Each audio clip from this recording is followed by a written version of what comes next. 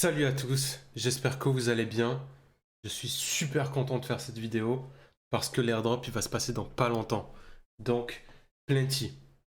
Plenty, apparemment ils ont annoncé que le snapshot il allait être effectué le 31 décembre. Donc c'est pour dans pas longtemps les gars. Alors pour pouvoir commencer ce airdrop, je vais vous le dire dès le début de vidéo, comme ça vous n'avez pas envie de continuer, il n'y a pas de souci. Il vous faut des jetons Tezos.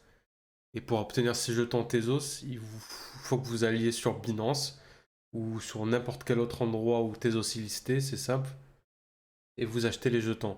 Moi, j'ai pris pour environ 10 balles de Tezos. Franchement, je minimise les frais, donc 10 euros, normalement c'est faisable. Du coup, Plenty, qu'est-ce que c'est? Le protocole Plenty permet d'échanger des jetons fongibles sur Tezos. Vous ne pouvez échanger des jetons sur Plenty que s'il y a suffisamment de liquidité pour ces jetons. Fournir des liquidités vous procurera des jetons Plenty Liquidity Provider, PLP, qui généreront des récompenses sous la forme de frais de négociation pour vous assurer qu'il y ait toujours de la liquidité à utiliser pour l'échange. Sur Plenty, il y a le yield farming qui permet aux utilisateurs qui fournissent des liquidités de gagner des récompenses Plenty en verrouillant leurs jetons PLP dans une farm. Comme vous pouvez le voir ici, on a la possibilité de déposer Deposit Plenty Liquidity Provider Token in a farm, receive reward. Voilà. Chaque pool est défini par un contrat intelligent. Vous voulez savoir comment fonctionne Plenty? C'est une collection de contrats intelligents pour créer des pools de liquidité et des marchés correspondants compatibles les uns avec les autres. Et l'architecture est basée sur Uniswap V2. Chaque pool est défini par un contrat intelligent qui comprend quelques fonctions pour permettre l'échange de jetons, l'ajout de liquidité et plus encore. À la base, chaque pool utilise la fonction classique K X fois Y égale K pour maintenir une courbe le long de laquelle les transactions peuvent avoir lieu. Les pools gardent une trace des réserves de liquidité et mettent à jour ces réserves à chaque fois que quelqu'un négocie. Étant donné que les réserves sont automatiquement rééquilibrées, un pool de liquidité peut être utilisé pour acheter ou vendre un jeton sans avoir besoin d'une contrepartie autre.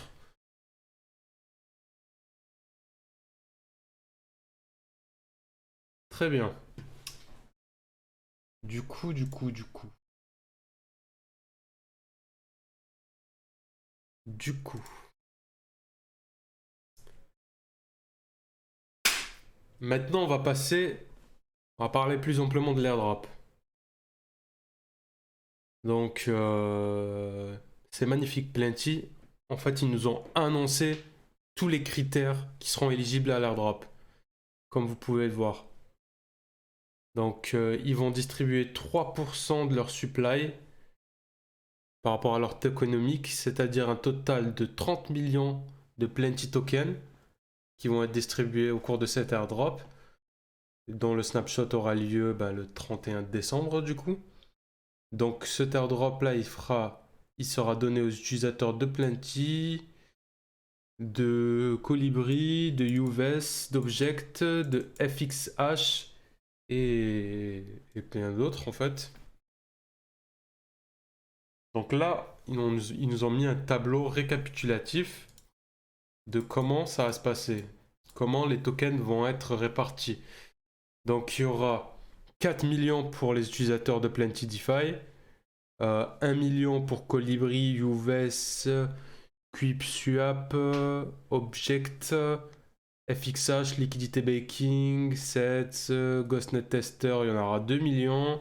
Plenty Bridge, il y en aura 1 million. Dogme User, il y en aura 1 million aussi. Donc là, vous pouvez voir toutes les tâches qu'il faut effectuer. Bon, j'ai un peu abusé tout à l'heure en disant que 10 dollars ce serait potentiellement suffisant. Montez. Et vous pouvez mettre 30 dollars, 40 dollars, c'est encore mieux. Dans tous les cas, c'est pas de l'argent que vous allez perdre, c'est de l'argent que vous allez mettre sur un pool de liquidité. Donc vous allez gagner des récompenses. Et dans tous les cas, vous pouvez les récupérer à tout moment. Si vraiment vous êtes pressé et que vous retirez votre argent juste après l'avoir mis dans le pool de liquidité pour effectuer justement une trace, en fait, c'est une trace sur la blockchain. C'est sur cette trace de la transaction qui vont se baser pour répartir l'airdrop. Dans tous les cas, que vous mintez un NFT, que vous fassiez une transaction, l'action elle est faite. Certains airdrops demandent à ce que par exemple vous conserviez pendant un certain moment vos tokens par exemple dans un pool, mais c'est pas le cas de Plenty. Donc là, comme action, ce que vous pouvez faire, c'est que vous pouvez minter le KUSD sur Colibri, voter sur KDAO, minter, donner de la liquidité. Mais même, en fait, la liquidité, si vous donnez, bon, c'est toujours mieux de donner un grand volume. Et à certaines personnes qui vous diront que le mieux c'est de mettre 500 dollars, même jusqu'à 1000, 2000 dollars. Mais en fonction de votre portefeuille, on n'a pas forcément tous les moyens. Donc, laissez une trace, mettez 1 dollar, 5 dollars si vous pouvez. Essayez d'interagir avec le plus de ces applications. De toute façon, si vous avez suivi ma chaîne, vous savez comment minter des NFT, vous savez mettre de la liquidité, vous savez récupérer votre argent. Donc pour ça, je me fais pas de soucis. Si vous avez des questions, n'hésitez surtout pas à venir dans les commentaires. Je peux répondre aux commentaires assez rapidement. N'hésitez pas à rejoindre le Telegram si vous avez besoin de me poser une question assez rapidement. Vu que je suis sur pas mal de groupes Telegram, j'ai souvent tendance à plus regarder mon compte Telegram que mes commentaires YouTube. Donc, let's go. Ce qu'on va faire, c'est que moi, j'ai déjà effectué l'opération avec Plenty DeFi sur mon ordinateur, notre ordinateur sur lequel je fais les airdrops souvent. Et comme je peux pas record sur cet ordinateur-là parce que c'est un vieux Mac de 2015 et que OBS, bah, ça marche pas quoi. Ça le fait chauffer plus chaud qu'une chaudière, on va dire. Donc, clairement, je vais vous mettre des captures d'écran et on va passer à une partie voice-over pour vous expliquer. Mais on va principalement interagir avec Plenty DeFi. Donc, pour commencer, ce que vous pouvez faire déjà, c'est vous rendre sur Plenty DeFi, c'est ce site-là. Je vais vous mettre tous les liens dans la description et vous allez connecter votre wallet. Donc là, pour l'instant, je ne l'ai pas, mais qu'il vous faut, c'est ce wallet-là, le Temple Wallet. Temple Wallet, donc c'est le wallet pour la blockchain Tezos. En gros, vous allez l'installer comme tous les wallets classiques en gardant votre seed phrase de côté, sans aucun souci. Et ce que vous allez faire, c'est que justement, si si vous souhaitez continuer le airdrop, bien sûr, vous allez envoyer vos jetons de votre exchange, que ce soit Binance, KuCoin, Gate.io, peu importe.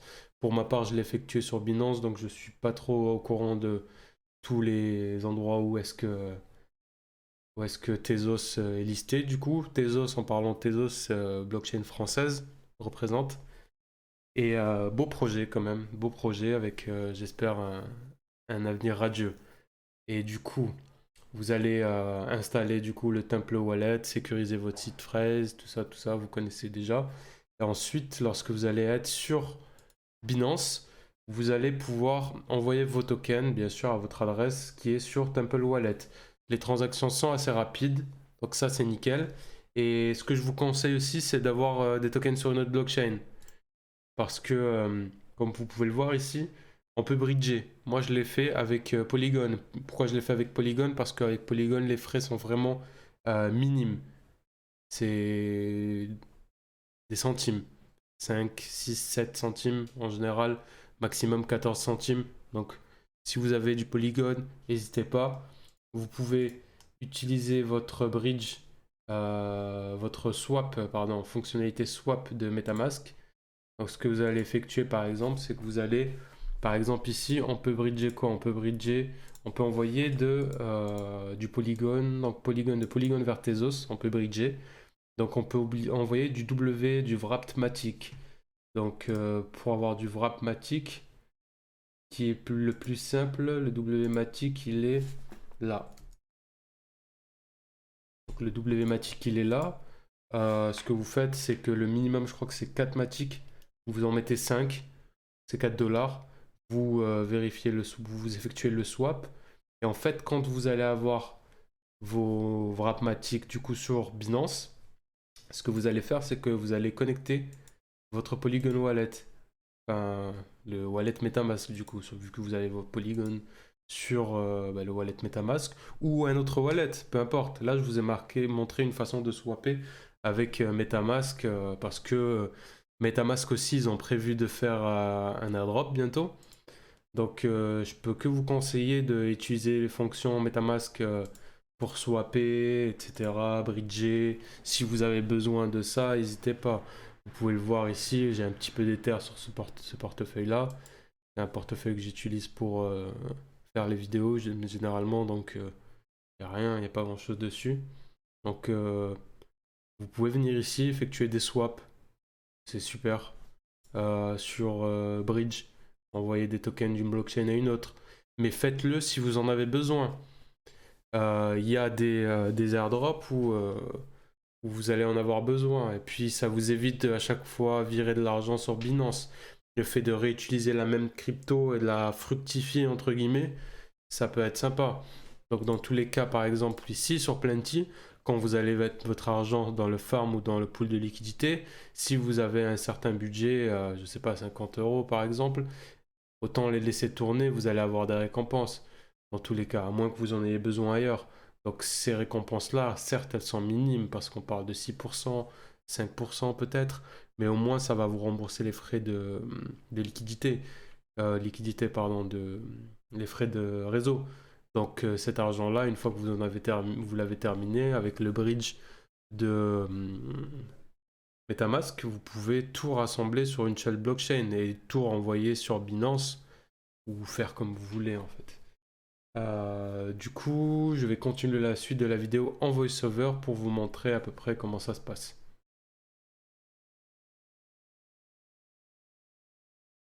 Mot de passe. Normalement, depuis vous avez envoyé vos fonds depuis Binance à votre wallet, Temple Wallet, et vous devez avoir environ 10 $, 15, 20 $ en fonction de votre portefeuille. Je vous conseille un minimum de 10-15 $, c'est le mieux. Ensuite, étape suivante, on va sur le MetaMask. Donc en fonction des différents tokens que vous avez, si vous pouvez avoir du Polygon, c'est le mieux, ou de l'Ether, je vous conseille Polygon. Donc ayez un petit peu de Polygon, 5 $ de Polygon, ça fait pas de mal, un peu plus peut-être. Vous allez dans votre MetaMask et vous utilisez le bridge pour pouvoir convertir vos tokens Polygon du coup en WMatic. Ensuite, ce que vous allez faire, c'est que vous allez sur Bridge et vous allez cliquer, je vous l'ai montré tout à l'heure, sur en gros bridger du Polygon vers Tezos. Et ensuite à ça, vous allez avoir les confirmations et vous allez signer les transactions pour pouvoir utiliser le bridge. Du coup, là, on utilise la fonctionnalité de bridge. Ensuite, vous allez directement sur Trade dans Swap. Vous allez swapper deux TZ pour des CTZ directement. Et vous allez signer la transaction. Donc là, vous pouvez le voir que ma transaction a bien fonctionné.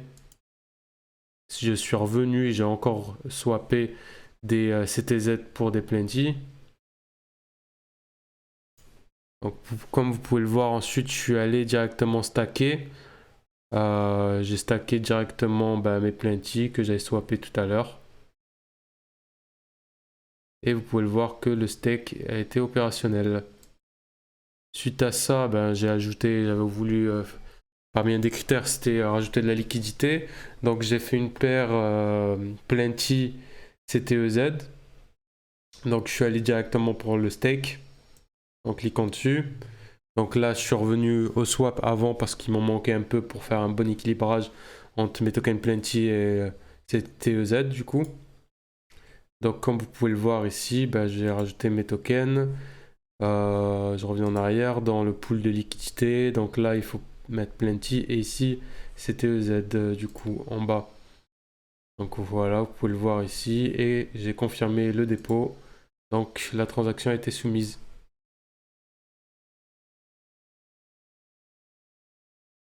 Donc j'ai confirmé le dépôt et la transaction a été soumise.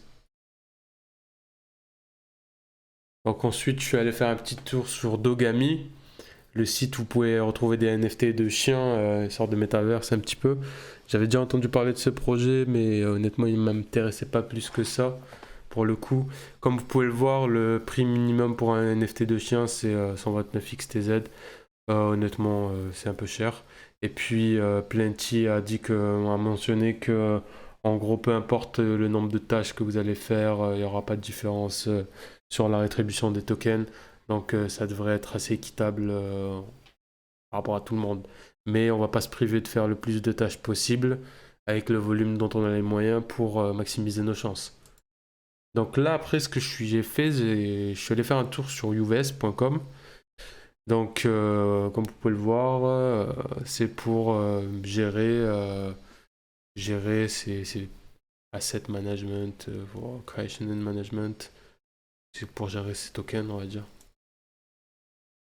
Et je suis allé là-bas pour mint des UUSD. Donc, directement dans l'onglet minting, au tout début à gauche, sur le lien, vous allez trouver ça. Et en gros, bah, directement, j'ai minté le minimum possible. Donc j'ai mis un Tezos. Je l'ai minté avec un UUSD. Et du coup, bah, ça s'est passé quoi. Voilà, collatéral, tout ça, barreau, nanana. Comme vous pouvez le voir ici, c'est passé. Voilà, la transaction elle est passée. Ça m'a fait une transaction, nickel, je suis content. Ensuite, ce que j'ai fait, c'est que je suis allé sur Qpus.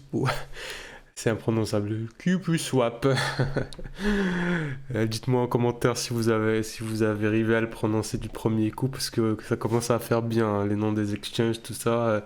Lama Exchange, SushiSwap, PancakeSwap, PangolинSwap, tout ça, là. Ils sont inventifs.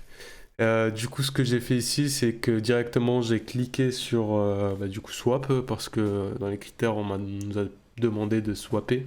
Donc pareil, je me suis pas cassé la tête, j'ai mis un Tezos et je l'ai swappé contre un qui pue, un qui pue.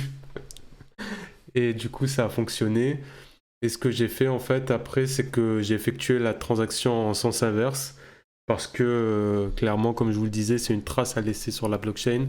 Et c'est pas du stacking ou quoi que ce soit. Même votre stacking, vous pouvez aller le récupérer et en gros, ça vous fait gérer votre argent un peu fond de roulement, on va dire, pour pouvoir en gros faire le plus de choses possible. Donc sur Medium, vous avez le tableau. Vous n'hésitez pas à effectuer le plus de tâches possible.